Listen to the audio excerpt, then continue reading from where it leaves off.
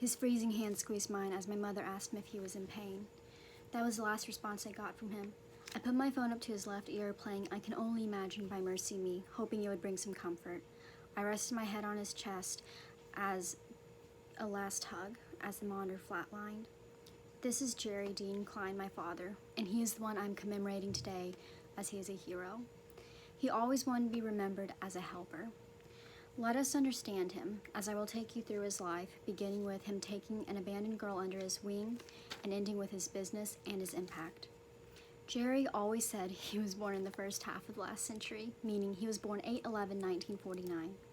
Life for him began simple as he grew up in Enid with his older brother and younger sister. It was not until college he realized his passion was helping people. He did this by becoming a licensed professional counselor, serving at Enid State School, or the Oklahoma Institution for Feeble-Minded, which helped take care of people who were abandoned and people who were born with developmental disabilities. One girl, Janie, was abandoned on the doorstep. My father took her and treated her as if she were his own daughter. Janie began to call and see Jerry as father. It is because of his actions and his company that she is still here today, along with many others. Now, let us look at what this company is. Jerry began Ally Community Services, which helps people who are born with developmental disabilities, sending people to their homes to take care of them, cook, clean, and even just be a friend. This company also provided jobs so that many people would have enough money to support themselves. Jerry never got the chance to retire, as he worked to take care of people until his life was cut at age 70. There was a crowd of all the families of the people he had helped at his funeral. I talked to many of them, and they referred to him as father, great man, angel, etc. When he got deathly sick, the doctors told him to stop and slow down. Well, for my father, the words stop and slow down are not in his vocabulary. Ignoring his own well-being and health, he made sure everyone was okay. My mother told me I would thank him many times for saving my life, as I was adopted. There are many times and memories where he showed he cared and loved us. I remember there would be nights in high school I would make Quizlets to help study for exams.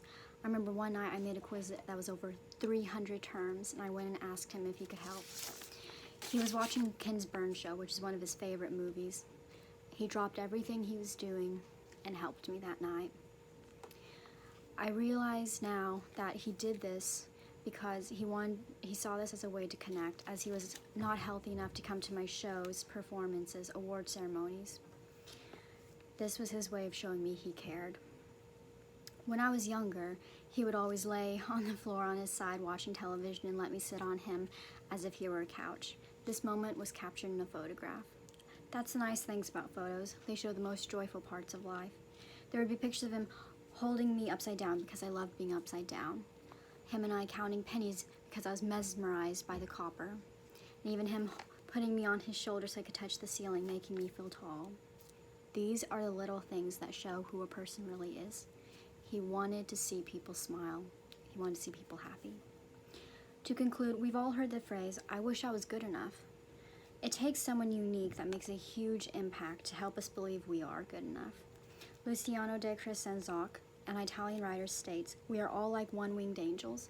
It is only when we help each other that we can fly." Jerry flew carrying others, and he never once let go. He saw a person as an actual person, a human being, a precious and special life deserving to be noticed. Jerry's one to know and remember, as he changed the world through small actions, beginning with his caring nature to see people, as he took Janie under his wing, began his business, which is still successful today, and left a long-lasting impact. He sees you and notices you. To end with a quote from the person who also had invisible wings, being a spokesperson and leader during the Civil Rights Movement, Dr. Martin Luther King Jr. states, "Life's most urgent question is, what are you doing for others?" Let us move into the future with care and compassion for others, because the journey begins with you. Thank you.